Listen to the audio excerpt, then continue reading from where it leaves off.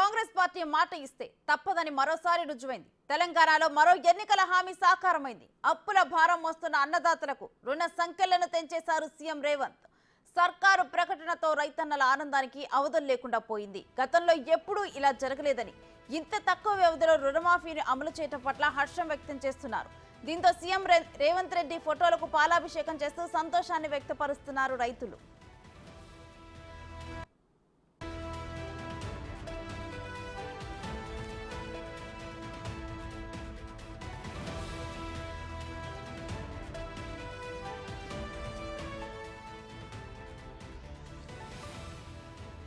CM Revanth Reddy రేపు ఢిల్లీకి ప్రయాణం కానున్నారు. రైతు రుణమాఫీ పథకాన్ని అమలు చేసిన విషయాన్ని కాంగ్రెస్ అగ్రనేతలతో చర్చించనున్నారు. అలానే వరంగల్లో నిర్వహించనున్న కృతజ్ఞతా సభకు రాహుల్ గాంధీని ఆహ్వానించనున్నారు.